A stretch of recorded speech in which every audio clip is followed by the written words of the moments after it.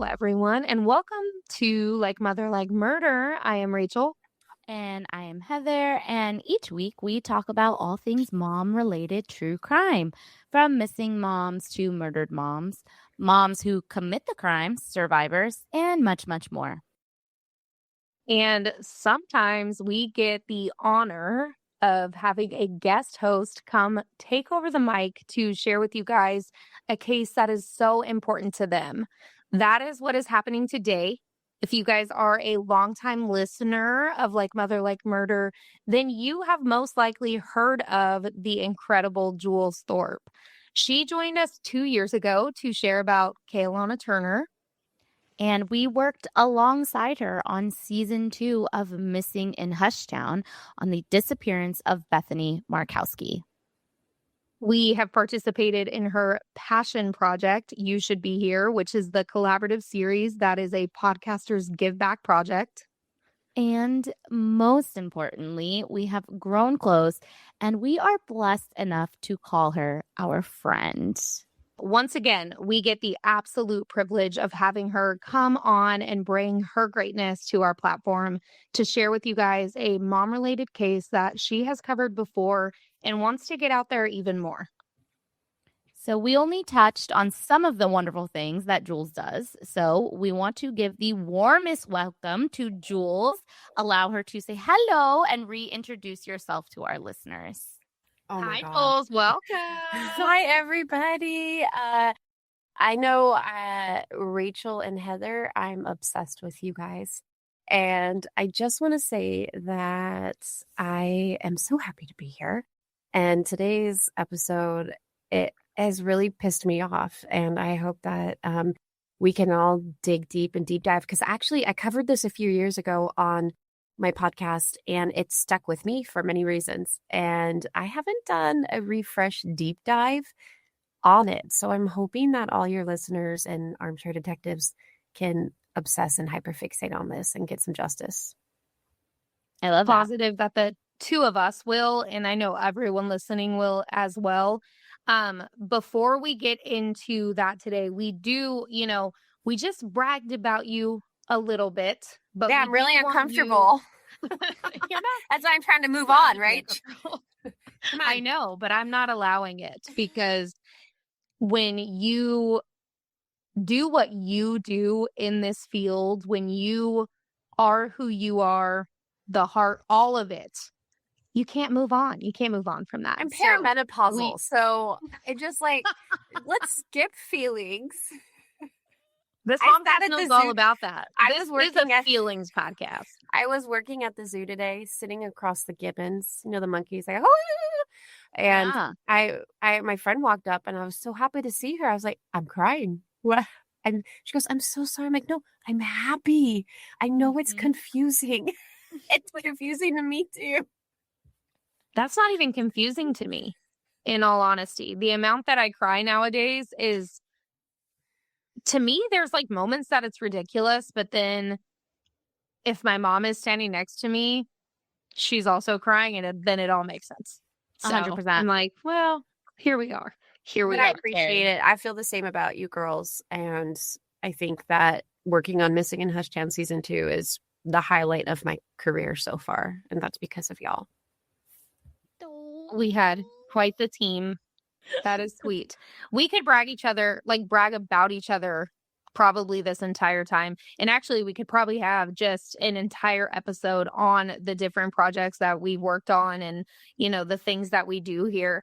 But I won't hound you right now. What I will do is I will allow you to tell this story. And then at the end, of course, I will require you to brag about yourself a little bit, So right now we'll pass the mic over to you, and we will get to be sit back and be a part of the audience right now with all of our listeners. And then of course we'll chime in here and there.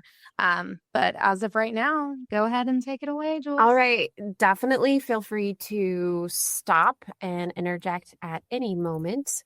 I also, want to have a disclaimer that the girl that we're going to be talking about, the young lady, her name is Heather. And so there's a lot of Heathers going on. So I hope that doesn't get confusing. I'll try to say her full name, Heather Bloom. That's the young lady that we're going to be talking about today. And also, if you want to keep up with me, you can find me on Instagram at your host Jules. And I'm starting YouTube, your host Jules. So that is where you can find me. And I am not AI. I just have to let you know. Okay. She is not AI. She is here in the recording studio with us. We get to see her, we get to witness her, and we know she is real. If you are AI, Jules, you're incredibly, incredibly realistic, I have to say. Thank you.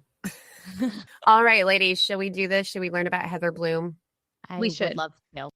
All right, let's go. In 2005, Heather Bloom was a 28-year-old adult Caucasian female with Down syndrome when she was last seen in Berkeley, California, when police were called to the apartment she shared with her caretaker, her sister Sherry, over reports of alleged yelling coming from the inside of the residence. The fight was between Sherry and their visiting mother. Her name was Phyllis. Now, upon arrival, police would note that the disturbance had been resolved and they would document the call and then leave.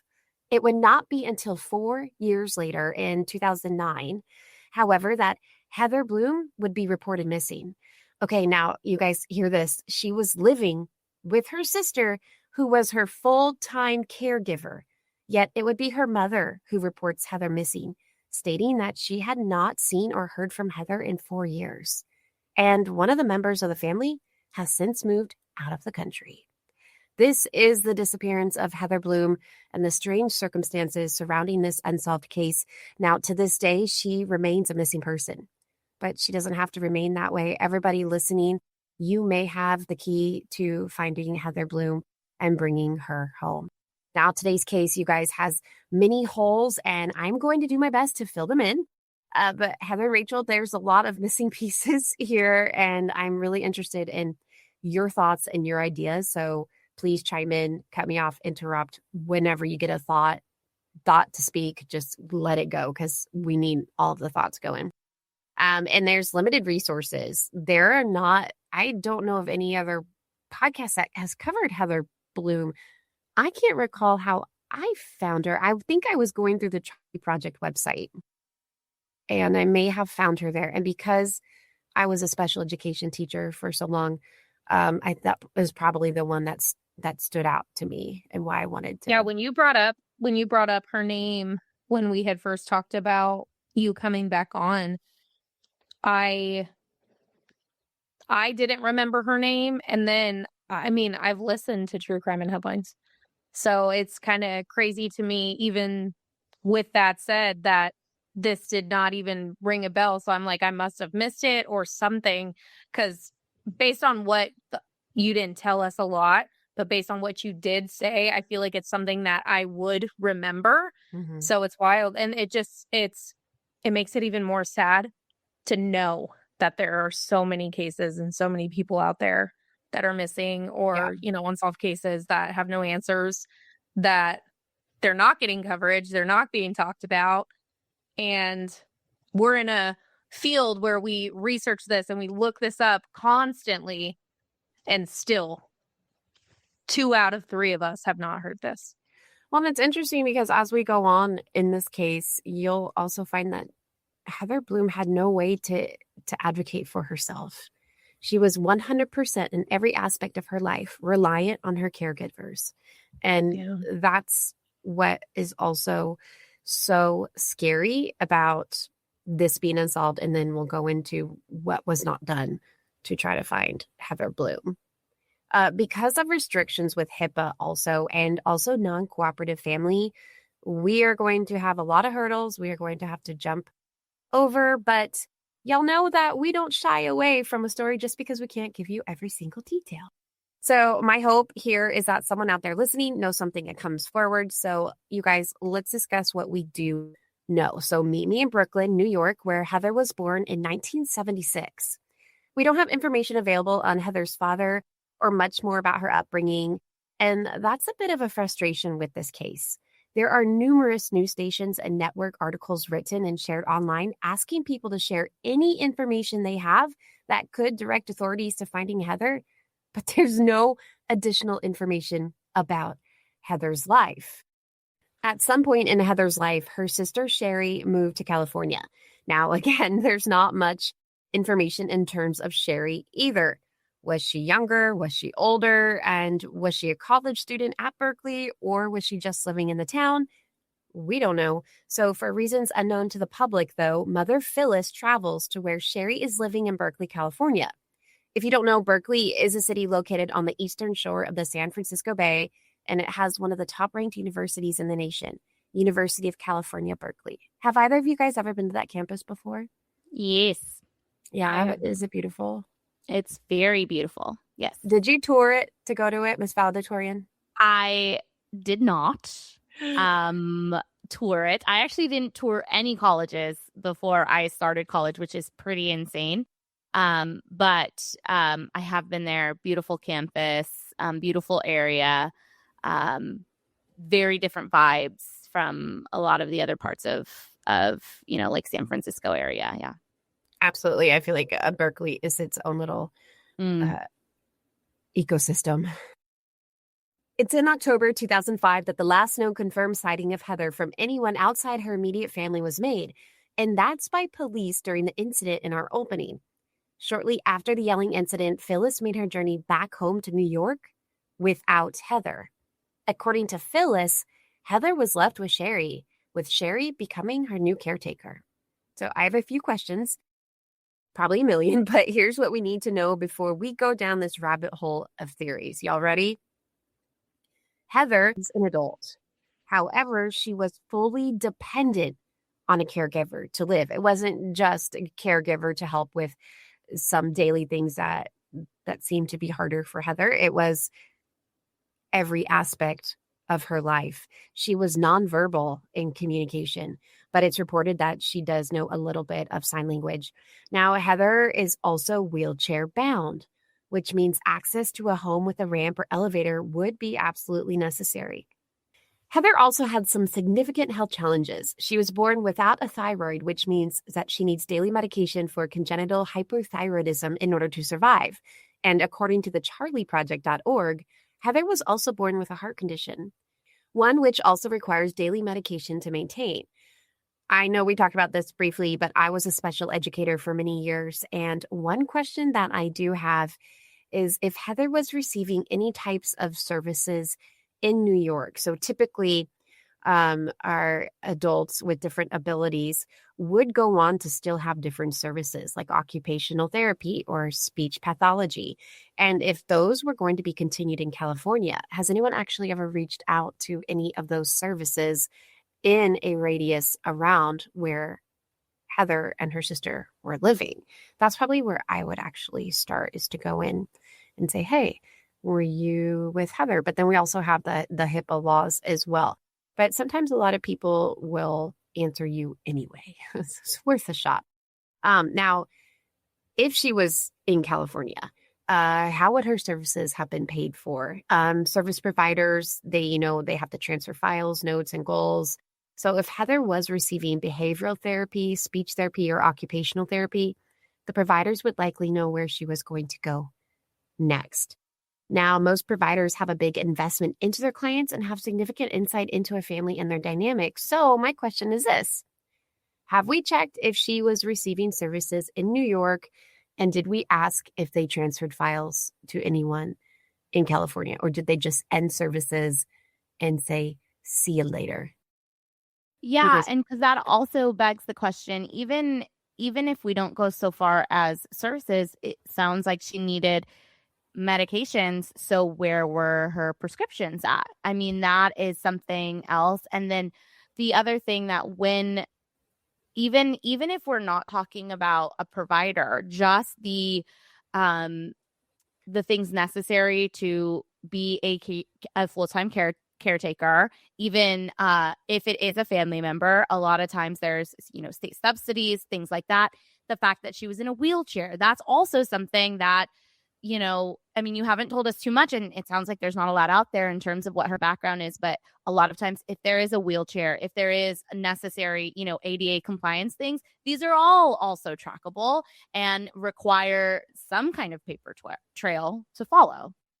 Absolutely. Absolutely. And I'm also wondering, things like disability checks, or also caretakers, like you said, get some kind of compensation. That's what I was going to say. They get paid for what they do as well. So one of the thoughts that I had when you were saying everything you were just saying is, what if they just changed her name? Right? So what if she is still getting these things, but she's getting them under an alias? She's getting it under something else. But that means that her sister would have had to either change her name, or if she had the same name, there has to be tracking of her getting paid through something, and then someone who fits Heather Bloom's information. So I don't know. My brain's going all over the place right now. It will continue to, because it gets a little muddier too as we go on. So stay with me, everybody. So we have HIPAA, obviously, which, if you're not familiar with the term or exactly what it is, I'll just give you a quick rundown. The CDC website explains it by saying, quote, "The Health Insurance Portability and Accountability Act of 1996 is a federal law that required the creation of national standards to protect sensitive patient health information from being disclosed without the patient's consent or knowledge," end quote. Essentially, medical provider, because of the HIPAA laws, can't even confirm whether or not an individual named is one of their patients. That would be violating their HIPAA rights. And HIPAA is no joke. It's pretty intense. And providers can lose their licenses by violating HIPAA. I am curious what is considered sensitive, and if that term is often brought up in the HIPAA compliance lawsuits, or is there like one baseline definition, of what falls under sensitive information? All right, so this started a search on my end. I wanted to know more information. I wanted to know, is there a way that we could get people's information going through HIPAA if someone was a missing person? Now, I did find on the websites MagMutual that the following protected health information, or PHI, can be given to law enforcement officials without patient consent if the following occurs.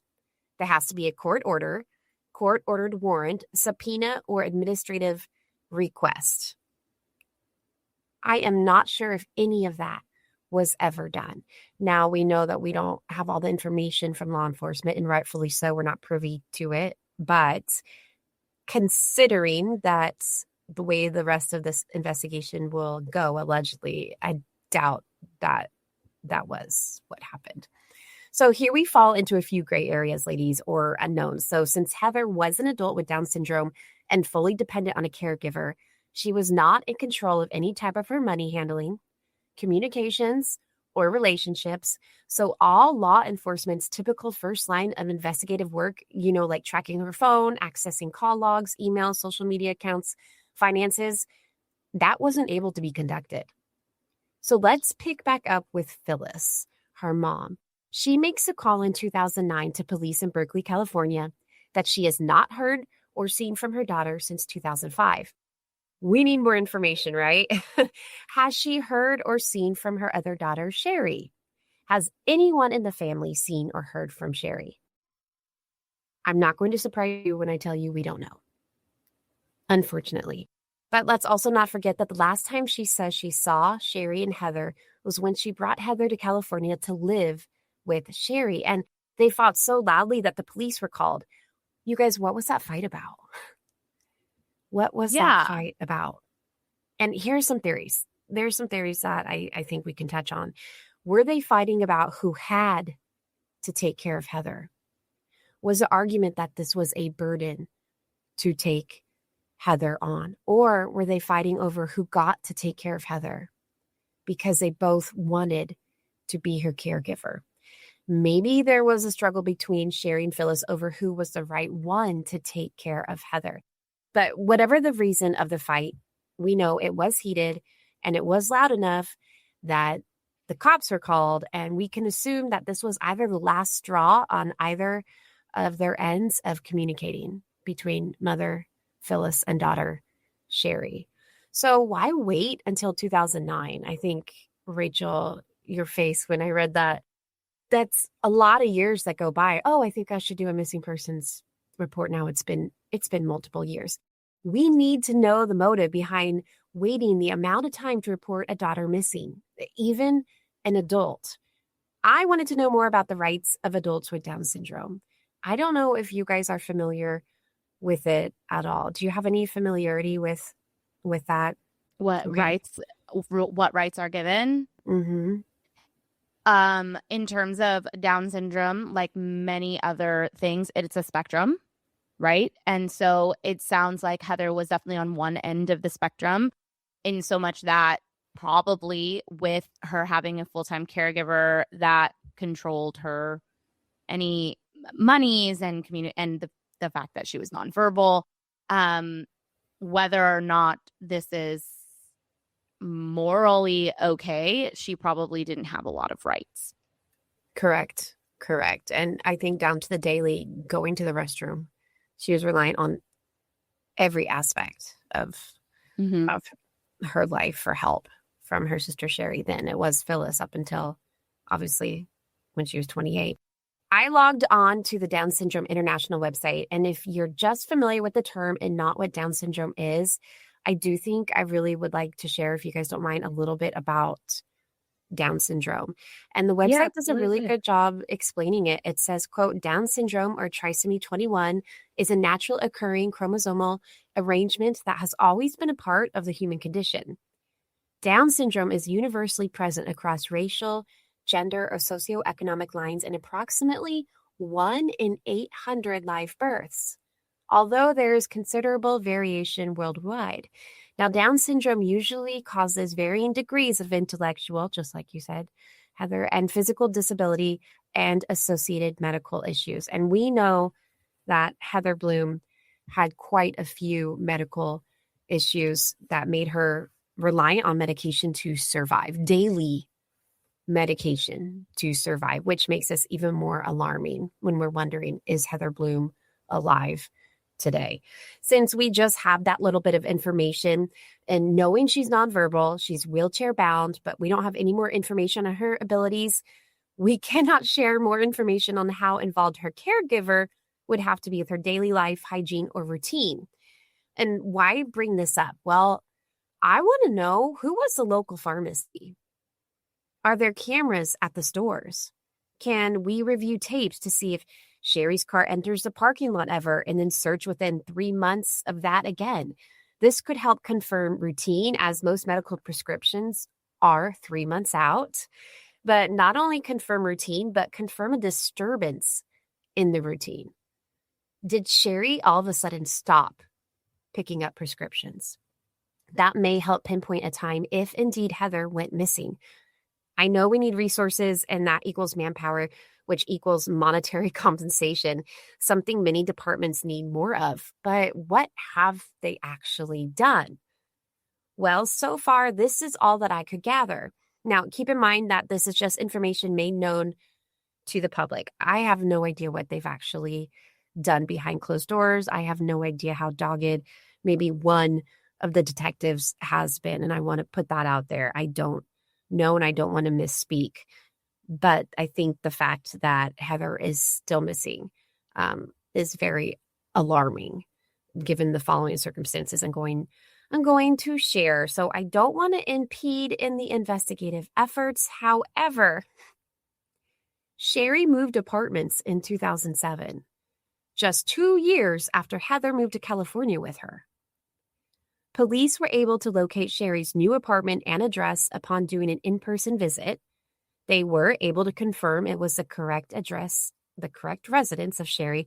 However, this is where it gets even weirder, and I can't make this up. Sherry refuses to open the door for the police when they go to talk to her. She doesn't have to open the door. That's her legal right. But she still proceeds to only answer the police inquiries through her closed door. When asked about Heather's welfare, she tells them Heather is fine, but she refuses to allow them to see or speak to Heather. Without probable cause or a warrant, the police essentially did all they could legally do with Sherry as far as a welfare check goes for Heather. How does that sit with you guys? That doesn't seem like a No, welfare check. Yeah, there's no check at all. Because if you're going there to get, even if they didn't open the door all the way, okay, go get her. Go get her and bring her to the door. She's wheelchair bound. Cool. Wheel her over here so that I can see her or hear her or know that she is okay so that I am doing my due diligence and that I know I've done what I came here to do. So there is absolutely nothing that was done correct in that. And like, and even if that's okay, I did what I was supposed to do, then the law needs to change. Like, plain and simple, not Yeah. enough was done. Exactly. Not enough, I feel, as well. And it's interesting, the police, to their credit, do go on to interview Sherry's neighbors in the apartment complex. And get this, according to the charlieproject.org, quote, Sherry's neighbors at her new residence reported that they never saw Heather, end quote. Yeah, they thought she was there alone. I do need to know if Sherry's apartment was on the ground level. Or was it an upper level with just stairs? Because that could indicate Heather was not with Sherry when she moved to her apartment in 2007. You cannot take care of an individual wheelchair bound and dependent on medications and health visits without an elevator or being on the first floor. Right. I have a lot of questions and concerns. I feel like already there were at least two things we could have checked off that could have warranted, hey, let's get this over to the courthouse. Let's ask if we can get a warrant to get in there because this is suspicious. I mean, warrants have been given for less. I really don't understand how when you go to try to complete a welfare check and the person that is supposed to, like, that would be like a parent when a cop shows up saying, I'm doing a welfare check on the children. And there would be a parent going, oh, they're fine, and not opening the door. When has that ever flown? Like, that's not okay. No, it's at all. It's not okay. And here's another question, girls. Did Sherry have a handicapped parking placard for her car? I guess we do first need to know if she had a car. But if she didn't, how did she get around? Was she using public transportation? She has to get around somehow, you guys. How did she get from A to B? Was she riding the bus? Did we ask the bus driver if he had ever seen Heather with or without Sherry? A bus driver would absolutely know if they had to bring on somebody in a wheelchair, especially if these are habit-forming routines and appointments that you're going to. They get to know the people on their routes. Did we hop on the route and go through the route and talk to the regulars on the bus and say, hey, have you seen this woman? I would think that would be very easy for people to know whether or not they would see Heather and recognize her as well. But, where did Sherry work? Did we ask her coworkers? Was she in school? What about professors or classmates? And then here's one more thing for you guys. Just 1 month after police made contact with Sherry by locating her new apartment, police again lose track of her. Per her landlord, she owed between $13,000 and $14,000 of back rent, and she was evicted. Jeez. Is that wild? Yeah. Yeah. And they don't know where she goes. No. But, so that's that brings us to then now we're at 2016, and we know that Sherry moves to Norway by using so she's not still just lost right now. Okay. By using a student visa. That's how they're able to track her. She goes to Norway on a student visa. Where is Heather? How does Heather get to Norway? Does Heather have any type of residency arrangement? It's like, I'm laughing because it's have absurd. A passport. Exactly. And these things can be checked. Questions that, exactly. These things can absolutely be checked. Now, the Charlie Project reports that the local Berkeley news stations attempt to contact Sherry, but all attempts at communication were not returned by Sherry. Shocker.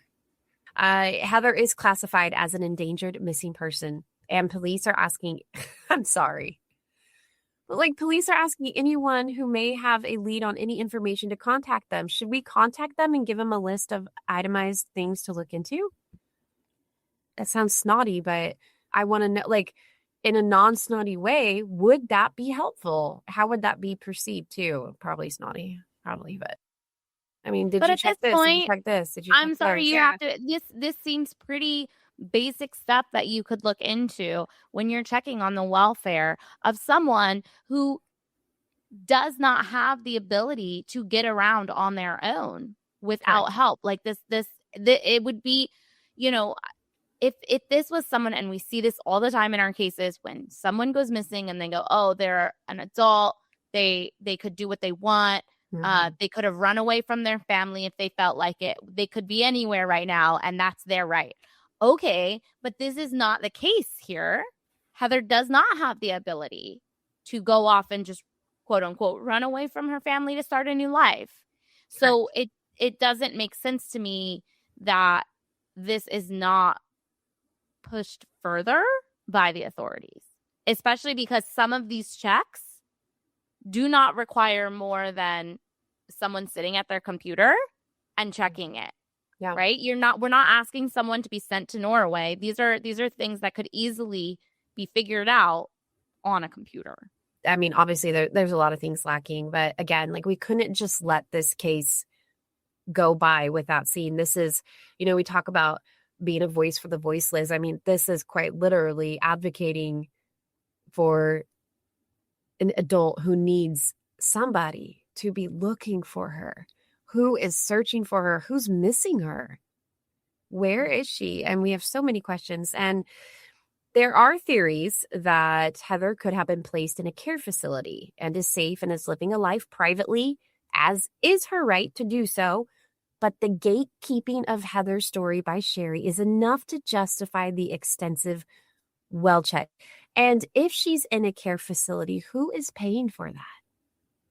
That is all traceable.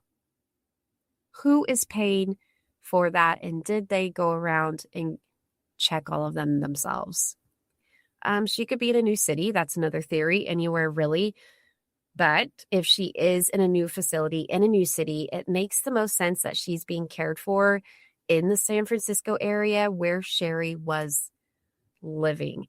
And she, again, would need multiple doctors. To remind everybody, she has a very serious heart condition, and she needs thyroid-saving medicine to survive. I think all of these put together are not looking promising for sweet Heather, unfortunately. But I mean, I would love to be wrong. And we don't know. I mean, maybe the reason Sherry is doing this is to protect Heather from their mom. We have no idea what that entails.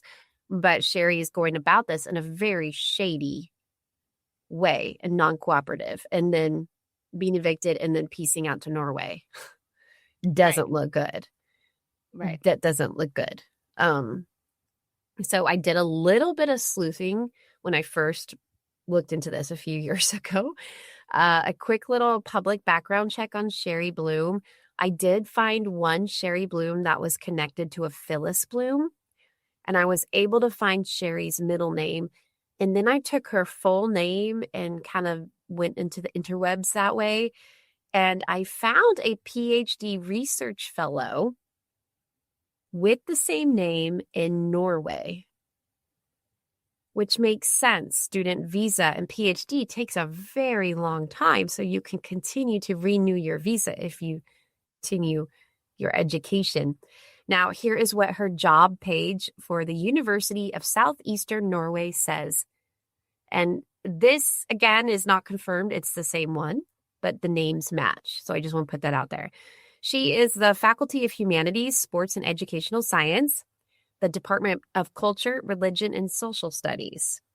Now, her profile then goes on to say she's an artist, a researcher, educator.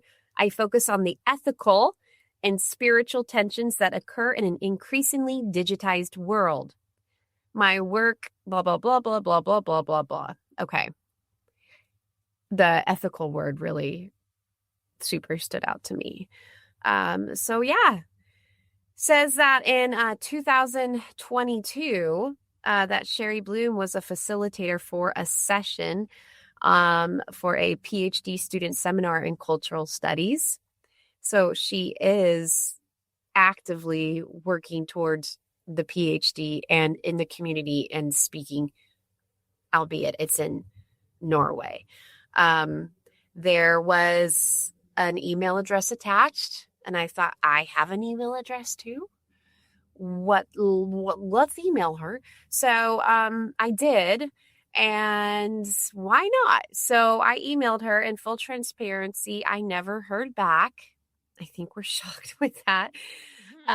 If I do hear back ever, I will come back and update everybody listening here on Like a Mother, Like Murder. You guys can get the exclusive, but please don't hold your breath. We don't need anybody passing out, okay? But I want to read the email if that's okay with you guys. Yeah, So I sent this in 2023, and this is the email verbatim. Hi, Miss Bloom.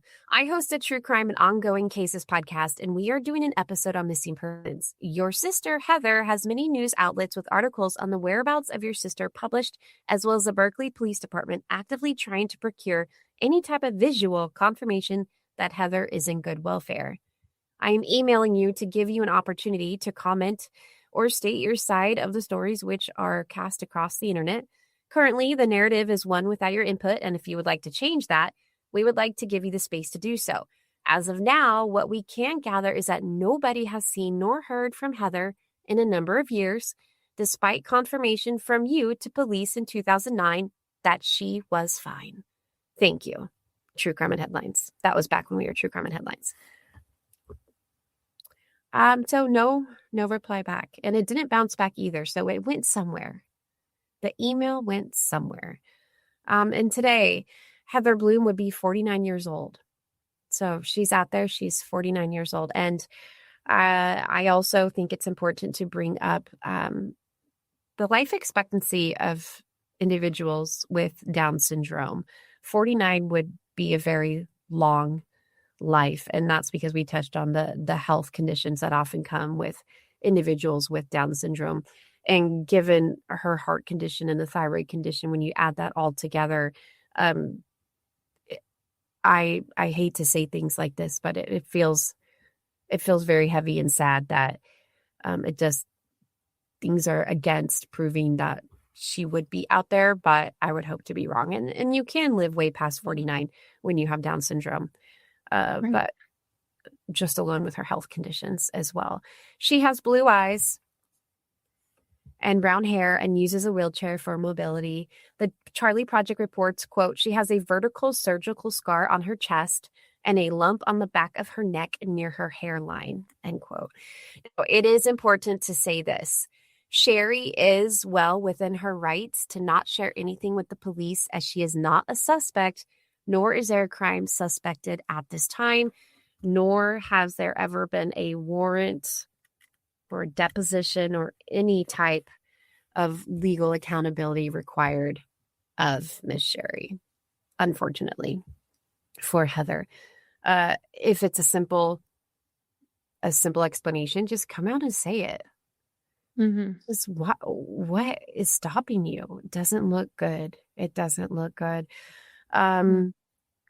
Let's see here. I mean, we've got all these resources that are being used, maybe, I don't know now, but that were allegedly being used to find her. So if she's safe, like, let's write articles then on other people who are missing.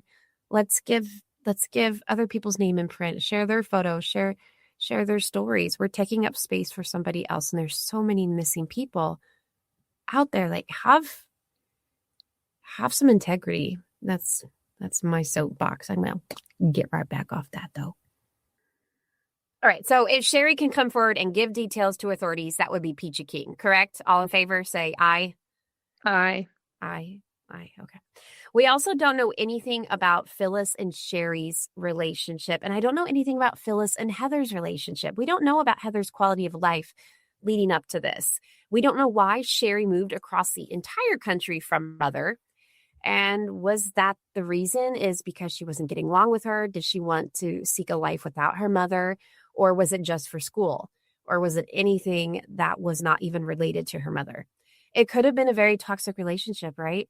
That could have been the motive for keeping Heather's whereabouts a secret, to protect her from her own mother. Now, could this all be done out of love for her sister? maybe we started speculating and we got it all wrong. But that doesn't change the fact that Heather Bloom is still missing and her sister is in another country. Until Sherry speaks out, all we have are the facts, very few facts, I should say, and a lot of speculation. But, I pray that Heather is out there, safe, loved, and well cared for. And if she has passed, I pray that the years that she was living out were full of joy and love and compassion, and that she had a really good life, because it breaks my heart thinking about the alternatives. Now, if you have any information on the whereabouts of Heather Bloom, please call the Berkeley Police Department, 510-981-5938. And I do want to touch on real quick before we wrap that part up. Taking care of somebody with special needs is more than a full-time job. It is 24/7, around the clock, mentally, emotionally, physically. We don't know what Phyllis went through. We have no idea the dynamics in the family. And being a sibling of somebody with severe needs is also a very unique position. I do empathize when I hear about those families in those positions, because typically they're not lacking love. They're just lacking a break. Like, you can't do typical things that we take for granted, even as far as just having a babysitter or someone come sit with your loved one, because then you have all these medical needs and then that all costs money. So I kind of want to encourage everyone to look at it through that lens too. Could that have led to a lot of stress in the family? And could that have led to Heather's disappearance? Do you guys have any questions? Because I want to pull some stuff up before we move on. What was the year that you said Sherry moved to Norway again? 2016. That tracks. For us on this video call, we'll walk other people through it. I'm going to log into Truth Finder.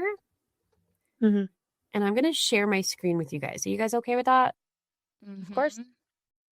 And I would love to live look up if we can find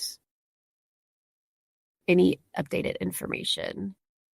So what I'm doing is I'm bringing up my favorite website, Truth Finder. And with a simple subscription monthly, you can look up a ton of information on people. And what it does is it cultivates public information from around the web and tries to bring it up as accurately as you can. Now, it's only information that is public information. So I just typed in Phyllis Bloom, and there's quite a few here. And I'm going to, and I put in that she was in New York. I'm going to go ahead and also put in Sherry and see. Okay, here we go. There's one Sherry Loren Bloom. So Phyllis Bloom, 82, Brooklyn, New York.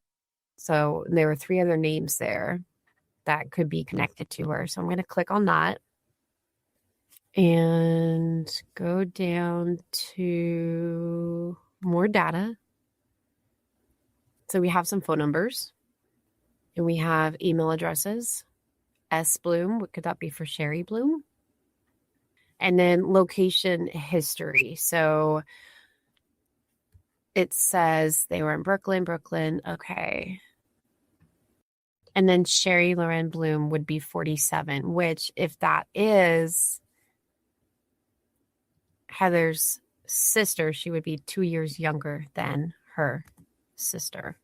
And then it also gives you additional records. So it gives you all these people that they're connected to. Now, typically these people that are connected, they could be people that they lived with or people that they worked with, anytime that they're connected on the internet together. But most likely I see it as people that they have purchased homes from or sold homes to. And we have a lot of interesting different names here. But what I want to do, you guys want me to go up to Sherry? Yes. Okay. Here we go.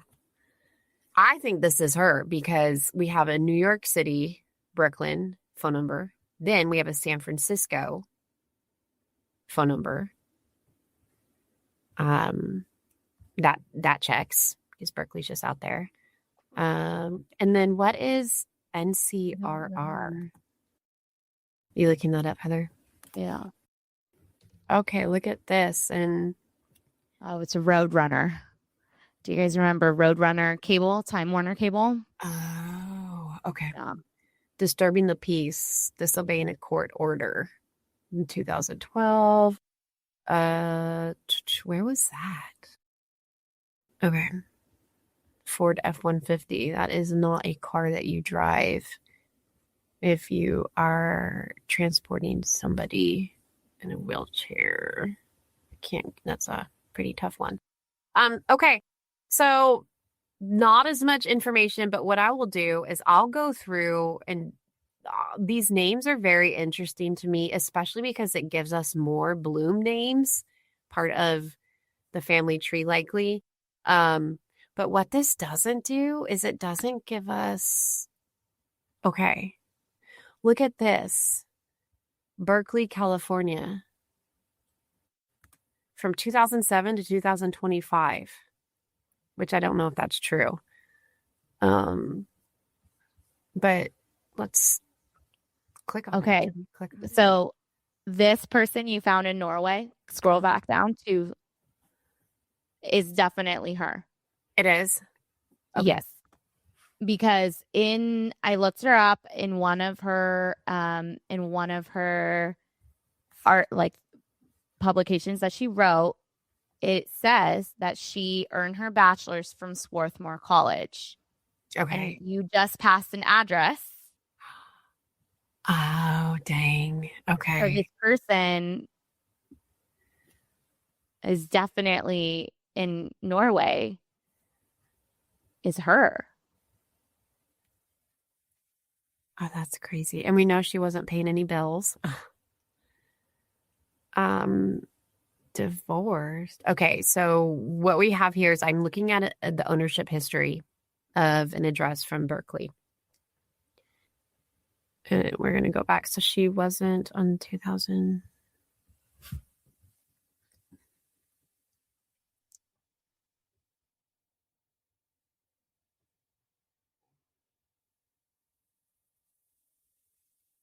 Past residence. Huh. Yeah, I wonder. I don't see. Oh, here it is. See, I don't understand why it says till to 2025. I mean, that's got to be a mistake, unless Yeah. she Is that about the property? Yeah. It's Well, a she could- commercial she could building. have- It says. Oh, it's commercial. I was going to say, what if she had the property and it's like a rental since she was going to Norway and doesn't know when she's coming home? So what if it's something that she owned and didn't get rid of and She it's could still be under her name? subletting it. Yeah, she could be Yeah. subletting it. Yeah, I'm on the Google Berkeley mail room. It's got to be a P.O. box, dude. Here, let me show you.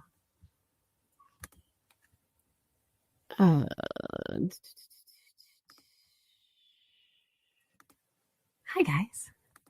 I haven't seen you in a while. Okay. Oh, 2025 and she's had it that whole time. Look at that. I know mail people just go get Berkeley mail room. Yeah. Yeah, absolutely. So she's just having all her mail go there. UPS, a mailbox, passport photos. Yep. Huh. Interesting. I gotta send her a letter, not certified, because she won't sign it there. Let's go back to that real address real quick. Let me know if there's another place I need to go back to. Go back to those addresses, and Okay. it was right around here, and there was like a Swarthmore. Here we are, Pennsylvania. So yeah, so when I was looking it up, the person that you emails in Norway is definitely her, because on her thing it said that she went to this college. It's interesting that Heather Bloom didn't come up on as any of like a because Yeah, you would she, think like- she was her official caregiver, even if Yeah. under Phyllis, you would think that in some capacity Heather would show up on one of these as another resident or even as someone connected, especially if their names as caregivers. Right. I mean, I don't know what their financial situations are. Maybe they're wealthy and they don't have to get state subsidy for being a caretaker. But Well, if she was wealthy, she wouldn't have been evicted for $14,000. So, unless she was hiding something. like a whole person. Yeah. Yeah. I mean, This is wild. This is a lot of businesses here. I wonder if this is The Swarthmore College thing has online options as well, so she it's didn't have to be there. well, that was in 2000 Mhm. that she graduated. So I would assume it was when they still lived in New York. And then you said that she moved Yep. in what, 2004, you said? I'll have to go back and double. I think it was 2005 because then it was 4 years later in 2009 that they did the welfare check. Mm-hmm. Yeah, her address is Swarthmore College. Mm-hmm. Yeah. That's what pops So up. It's what right is here. So it's on crazy- campus. What's crazy to me is that this person that you emailed, Mm-hmm. because at first I was like, if this isn't the Sherry Bloom, they could Right. easily email you back and say, I think you have a mistaken identity. I don't know who that is. The fact that this person didn't email you back at all, though, is Right. very much in line with Shady. the shady behavior that Sherry was doing, where she wasn't answering any questions about her sister. Well, let's just straight up look and see if we can even pull anything on Heather Bloom. Brooklyn, New York, she'd be 49. Heather Michelle Bloom, 50. Mm-hmm. Okay, this is likely not her. That's not her. Yeah. And if we put this in just for people wondering why we know, it's listing like New York University School of Professional. Well, no, yeah, it's listing all these college degrees at different locations. But does that, I mean, what about identity? You know, stolen identities. So many emails. Yeah, that's actually not uncommon in any of these things I look up. So many people have crazy emails, like 1 million. That would be crazy with all these Florida addresses. I know. Okay, I was looking at, okay, resident. Oh, okay, Goldie Bloom. Okay, it's probably not. Yeah, that's not going to be. I just was wondering, could it be possible that people, are you looking? No, I'm not. Sorry. That people took her identity. But that's a whole nother rabbit trail we can go down. So anyway, okay, so we feel good that that is the right one. So we'll have to shoot her another email. Yeah. And then we can update everybody as we go. But I feel like we're kind of not done. Like even like when I first looked into this case, it was before I was really feeling like I could actually do any type of like change or dent in any type of investigative work. And when now we know years later, we have to just keep going. And there's so many tools and resources. So yeah, we can actually do something. So maybe I feel guilty I didn't look even harder, but I'm definitely fixated on bringing it back. Well, and that's what needs to happen. And that's why we share cases like this, because the truth is that, you know, you're not the only one who this happens to. There's cases that resonate with people. Mm-hmm. And people want to start looking into it. And I think this is a case that would definitely resonate with our listeners. I mean, we know I live in California. I don't live in NorCal, but we do have a lot of California listeners. And, you know, to hear that someone just seemingly has disappeared off the face of the earth Without the means to do so. Exactly. Like, definitely not. It does not seem like it was a voluntary disappearance. Yeah. Yeah. I mean, yeah. And then she never even get any mail in her name that it wouldn't even track an address on these, which we rarely see that nobody has an address. But Heather Bloom, we hope that if you're out there, you're living your life, you're safe and you're loved and you're cared for. And if not, we hope that justice will be served for a life that may have been taken. And Absolutely. what's up, Sherry? If you're listening, go ahead and I'll email you today, tomorrow, and email me back. Yeah.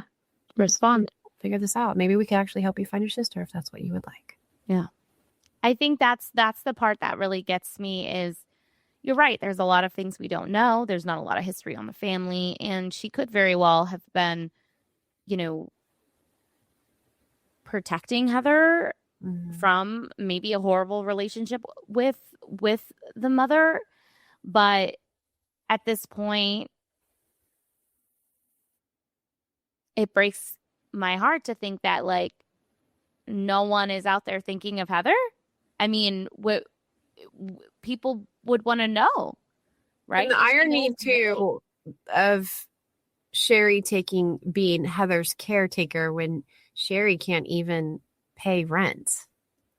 Yeah. I mean, that's very ironic. I don't know how you get a student visa with that kind of stuff on your record.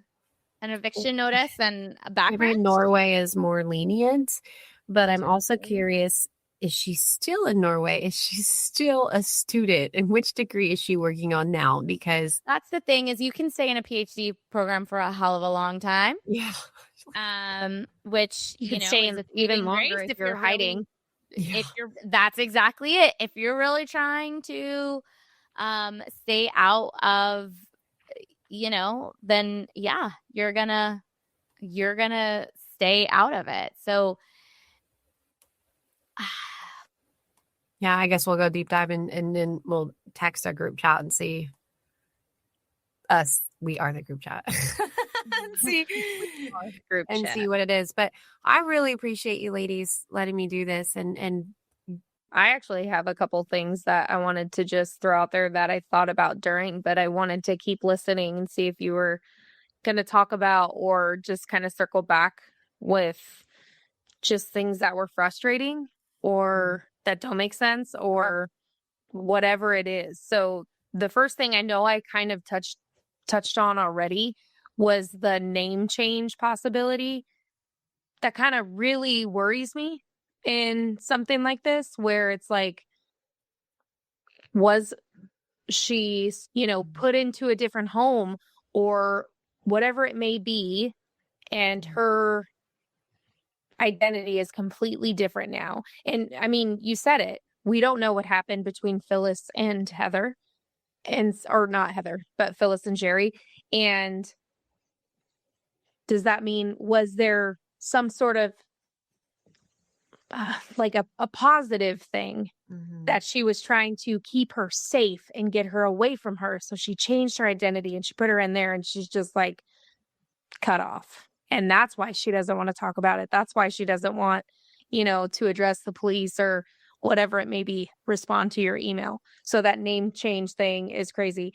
The medicine situation, like when it comes to her health problems and everything, I do not understand how any sort of, if you are getting medicine for a lifetime, long-term situation, right? And then all of a sudden it stops. There should be something put in place that says, we need to know why this stopped or why they're not picking it up or whatever, so that they know this person is okay. Like there should be something done in that situation. And then that leads me into the next thought I had about like guardianship, right? If someone is the primary caretaker of someone else, how is there not something put in place that says this person needs to physically be seen by another person? Oh, if you can't take her to the doctor, cool. We got a person for that. They're going to show up to your door. You better open the freaking door. How do we even know that it was Sherry on the other side of the door? True. She never came out. And another thing too, if Heather was placed somewhere else, she couldn't tell anybody who she was. Yeah. And then it ends up being unidentified adult with special needs in a facility, a state run. That Not if everybody does the fingerprinting kit that, Johnny pushes so hard for. yeah. If everyone gets their fingerprinting and then, oh, you can't tell me who you are? Well, we'll help you figure that out for you because we know what to do in situations like this. Mm-hmm. That's what needs to be done. I even had the thought of like, how do we even know after that argument that Heather went anywhere? Maybe something happened that night and they're both quiet. Phyllis is quiet and Sherry's quiet because something bad happened that night with Heather. And then they separated, and that's why they want nothing to do with each other. That's why they have no contact. And I'm just projecting because obviously, we are working with very minimal based on the stuff that you gave us. But these are just the directions my brain go. But if we entertain that one for a second, why would Phyllis then contact the police? Right. That's the only piece I can't get over. Yeah, I guess so. I did have that thought too of how do we even know she was existing? The best scenario would be that Heather was put in a facility that could take care of her. If Sherry wasn't able to take care of herself, and then she didn't want her mom to know. And I think if that's the case too, and to listen to 3 podcasters speculating about if there's any harm, that would be horrible. And I get it. But I think too, it would not help Heather if we didn't talk about her case, if we didn't bring up all the questions. And it's interesting because, Sherry was not named a suspect in this. And I want to know why. Why was she cleared? I mean, it doesn't even sound like there was a case to begin with. Yeah. It doesn't sound like there was an investigation. So there's no investigation. There's no suspect list. Yeah. But it is concerning that they didn't even, people have been pulled in for questioning on less. So where is the, just fight for someone in a vulnerable situation? Yeah. And that's my fear is, are they not looking for her because she has Down syndrome and she's not able to advocate for herself? Exactly. Yeah, she was very vulnerable to whoever was taking care of her, which just breaks our heart. For you, like, since, you have shared Heather's story before, you're here kind of sharing it again. What can Heather and I do? What can anyone listening do? Like, is there anything? I think what we need to do is we need to email Sherry again and give Phyllis a call. Okay.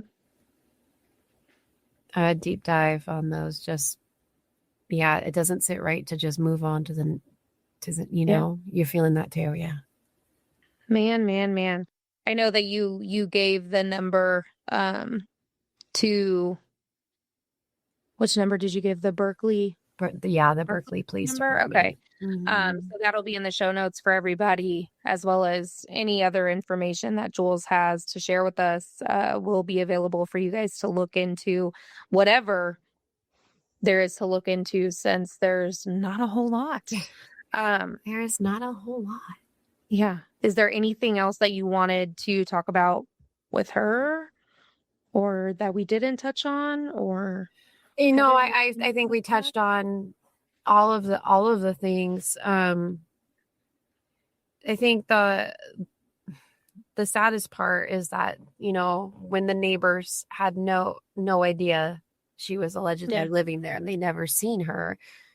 I just keep going back to what floor was her apartment on. Yeah. The first or the second. And I feel like that is so telling. And this was not that long ago. No, this was not that long ago for things to be completely wiped or records to be gone or no trail of evidence whatsoever to be able to be kind of intercepted or recovered at this point. There has to be something on this list of, has this been looked into? Has this? What about this? What about this? There has to be something that can be found. Yeah, exactly. And in the simple, I feel like it's there's something so simple, a question so simple and plain and right in front of us that could really change the direction of this case. Yeah. But, I'm sure that law enforcement is overworked. They've got tons of cases piling up. And as this one gets cold, they have to choose. It's sad who gets precedent, who gets the funds, who gets all their attention. I get it. I think that's one of the reasons why it's good for podcasters to step in to help breathe new life into the case. It's our job to shake it up and to get loud. Yeah. And, we may not have all the resources or the authority of an investigative, officer looking into this, but it's important to use what we do have. So thank you for coming on and sharing that. And it's definitely, like you said, one that I think will stick with. I mean, it's definitely going to stick with us. And I think many of our listeners, just so our listeners know, even though we've done this before with you, please share with our listeners where they can find you, all of the places, because Jules, we know, has her expertise in many different pots right now. So share all of those things. Ready, set, go. Thank you. The quickest way to reach me is on Instagram, actually, at your host Jules, Jules, and then on Facebook, your host Jules as well, and on YouTube, your host Jules, and my podcast. If you want to hop on over there, the YouTube, the audio will be put on your host Jules feed on Spotify and Apple as well. So if you subscribe to that, then you'll get to not miss an episode. But yeah, that's pretty much the basics where you can get me. If you want to shoot me an email, if you have a case suggestion, if you have a question, if this is really good news. And I'm so happy to share that I am officially now a credentialed victim advocate. Yes. So that's our first step in so proud helping the community go in that direction. I'm still learning a lot. And I mess up a lot, but I'm proud of that. And if you have questions about any of that space, or if you're also a podcaster and you're curious about that, Jules at fireeyesmedia.com. Eyes like an eyeball. Yes, eyes like an eyeball. I feel like you were very humble and modest and reserved in your bragging. Earlier I said I was going to make you brag on here, and you did not do that. So Heather and I will. And I think we could probably do it pretty well at this point, just because we just did a lot of it. Anytime we kind of took over your booth at CrimeCon, it was, here, what else can I say about what's going on here? But, it's our booth. It's our booth. You brought up Fire Eyes Media, and that is, a huge part of something that is current and what is going on. And even though Fire Eyes Media has so much other stuff within it, you have a lot within it too. And the long form podcasts that you are focusing on and have focused on, from Missing in Hushtown season 1, The Wicks Girls, which you guys have heard about here on Like Mother Like Murder season 2, Bethany Murakowski, that Heather and I were so freaking honored to take part in and are still taking part in with you and Jen, and then Secrets Beyond the Sacramento River. Just everything you're doing on those long forms, incredible. And learning from you, not only do you do it, you help others not only see how they can take part, but you push them and say, actually, you will join me on this road and you will do this with me. And you'll love it. I see something in you and you're gonna walk along me, and we gladly accept, because there's no one else we want to learn that kind of stuff from. And then Yeah, absolutely. And I mean, we surely mentioned the you should be here. That is one of the most beautiful things to me. Yeah, and that's going to come back this Yeah, year. It's coming back, and it's it coming. still gets great downloads. People are still finding it, which makes me so proud because the numbers matter in terms of getting ears on the cases. That's when we talk about the downloads. And it makes me proud because anytime we earn anything from that, it goes right back to That's so amazing. a place that's helping victims. And Yeah. Makes me happy. So incredible. What a beautiful heart you have there, my friend. We are also a little subdued for us, which respectfully we probably should be. But also we're recording this late at night. And we're doing great. What are you talking about? We are fantastic. I'm like, what am I talking to someone? Also off the record, but not off the record, Rachel and I fly to London in October. Yeah. And then on the 8th of October, we fly from London to Boston. And then we arrive on the 8th in Boston. And then the 9th, 10th, and 11th, we are running a convention. Yeah, we are. And we're trying to get Heather to be there too. So don't you worry about that. Like, we are eagerly pushing. You're going to have to be there because I think unsupervised we need to be 3 of us unsupervised. It only works if the trio. I think Danny is going to have to be the official supervisor if the 3 of us are together. So we'll have to see how that works out. It's a cross she's going to have to bear. Danny's the supervisor. Okay, Stephanie's the manager. What other titles do there need to be above us? We need a whole team in charge of us. That's what I'm saying. It's going to happen. It's going to happen for sure. Yeah, I think, we touched on that. I'm sure that there's more. Not only did you do all that, you've gone to school, you have been a teacher, you show up to your students' weddings, you are a mother, a wife, a freaking mother to turkeys. You do all the different things. Well, I wasn't going to bring the turkeys up. I know, we need to. I know, we need One of my turkeys is Heather, and the other's Jody, but I think they're boys, and I'm not changing their names. I will take it. I'm not the best favorite thing ever. Obsessed with them. They smell so bad, but I need to come see you and take a picture with Heather. Of course, and then we can do a photo. Frame it, blow it up, frame it, and put it right above your fireplace. Oh yeah, absolutely.